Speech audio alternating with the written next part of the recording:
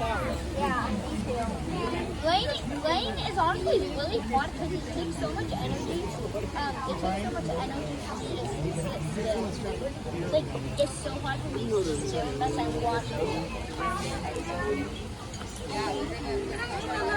It's not that hard. Let's get started.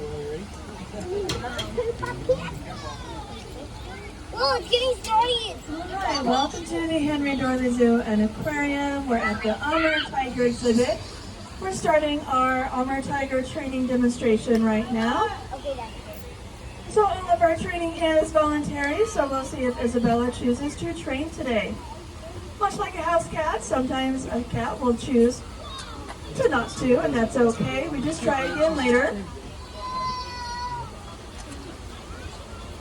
So while she's calling Isabella over, I'll talk to you about why we do our training.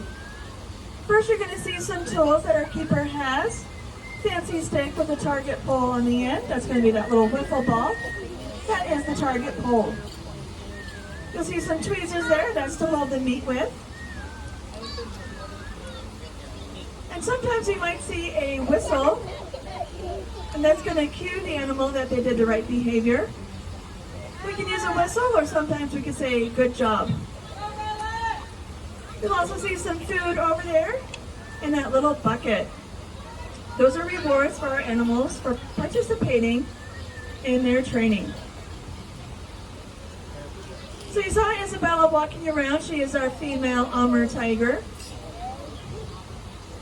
We also have a male named Luca back in the barn area, and he'll be out tomorrow.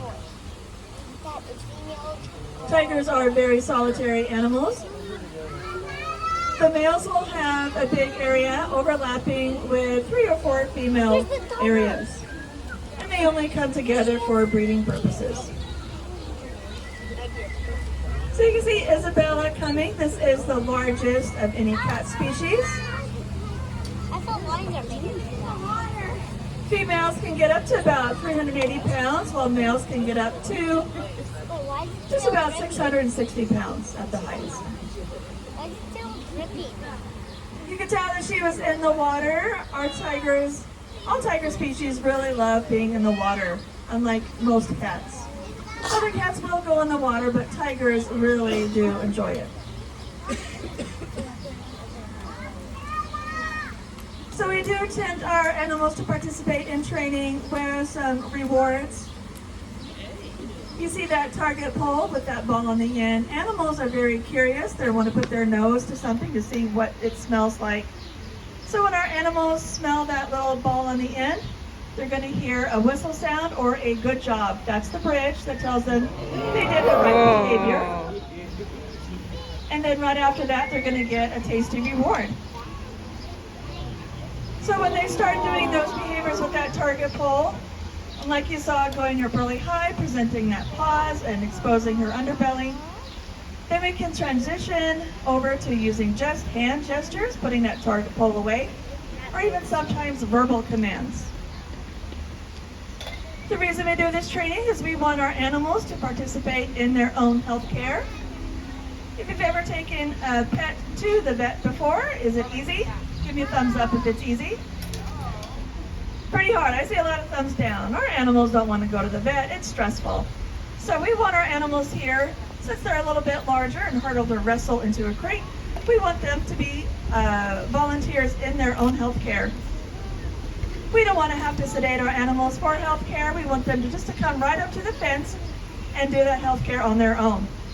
So by presenting their sides like this, laying down, exposing their claws up on top, even opening their mouth to expose their teeth, we can get a good look inside. Now we might have a tiger like this lay down by the side, and you see that while she's feeding Isabella some tasty rewards, she's poking her hind leg with a stick. We're going to desensitize that area, so during a veterinary checkup, then it's not going to be scary at all. She's going to be used to that touch. And when they're done, they're done. Tigers are the boss of their own being. And that's okay. We do this training every day with our animals. If they choose not to participate, we just try again later. Other reasons we do this training is for enrichment. It's really healthy for the animals' mental health.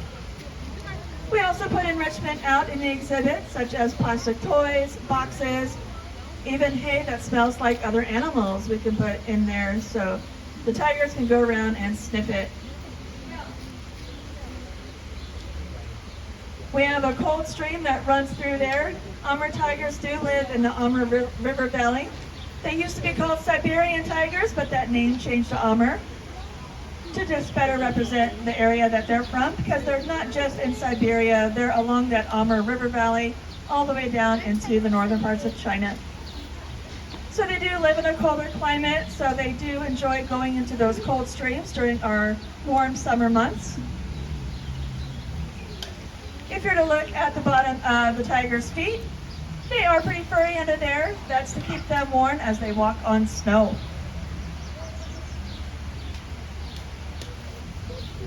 You can hear Isabella making some noises there. They have a really interesting roar.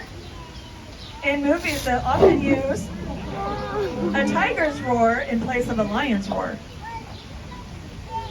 because the tiger's roar is more intimidating. All those stripes you see on the tiger is for camouflage. You might wonder, why do tigers have stripes? That is so they won't be spotted. That's a dad joke there for you. You're required to laugh. Also, animals like deer, goats, things like that, they can't see the color orange. That's why hunters wear orange. So having the tiger orange with those stripes, it just looks like part of the grass. You see those long claws on Isabella, they can get up to about 4 inches.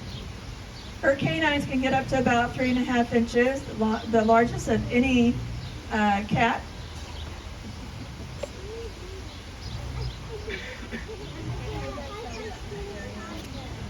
So I encourage everyone to go home and try this training with their house cat and tell me how it goes.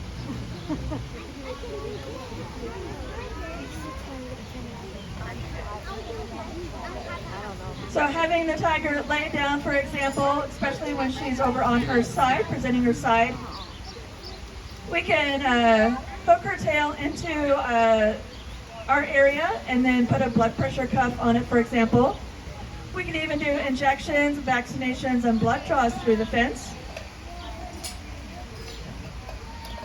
All of that is a lot less stressful for our animals.